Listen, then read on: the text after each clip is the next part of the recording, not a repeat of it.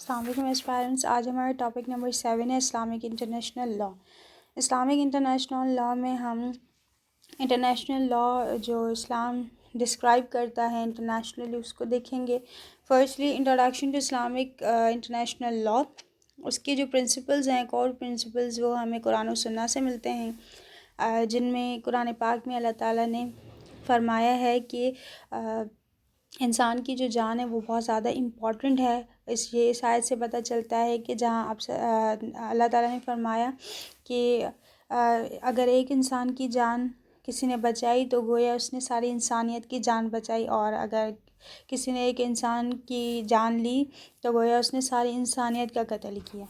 اس کے بعد آتا ہے جسٹس اینڈ ایکویٹی. جسٹس اور ایکویٹی جو ہے وہ ہیومن رائٹس کے بارے میں، ہیومن رائٹس کے معاملات کو حل کرنے میں.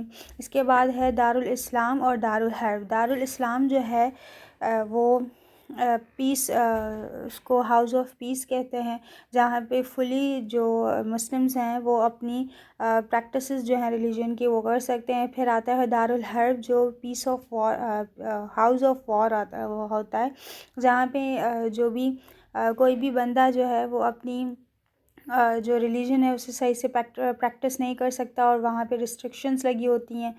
تو وہ بھی اسلامک انٹرنیشنل لاء میں کبھی کبھی مسلم کے ساتھ یہ کچھ پلیسز ایسے ہوتے ہیں جہاں پہ دارالحرب بن جاتا ہے. پھر دھیمی اسٹیٹس جو ہے وہ اسٹیٹس کہلاتا ہے جو کوئی بھی، مطلب کہ اگر کوئی نان مسلمز ہیں، مسلم کنٹریز میں رہتے ہیں جیسے اوٹومن امپائر میں رہتے تھے، تو ان کو ملٹری اور دوسری جو بھی اسٹیٹ کی چیزیں ہیں ان میں انوالو نہیں کیا جا سکتا تھا کچھ ٹیکسز اور کچھ ریسٹرکشن کی وجہ سے، کیونکہ کبھی کبھار کوئی اور ریلیجن کا جو مطلب نان مسلم ہوتے ہیں ان کو الاؤ نہیں تھا کہ وہ مسلم کنٹری میں ملٹری یا کسی اور چیز میں انوالو ہوں، اور بجائے کہ وہ کچھ ٹیکسز دے کے پھر میں بھی انوالو ہو سکتے ہیں، کیونکہ ان کو یہ خطرہ تھا کہ دوسرے ممالک جو ہیں وہ اس میں مطلب کہ آپس میں سیم ریلیجن ہونے کی وجہ سے وہ انوالو نہ ہو جائیں کسی اور چیز میں. اس کے بعد ٹریٹی کی آبلیگیشنز ہوتی ہیں اکارڈنگ ٹو سم کنڈیشنز. پھر آتی ہے جسٹ وار.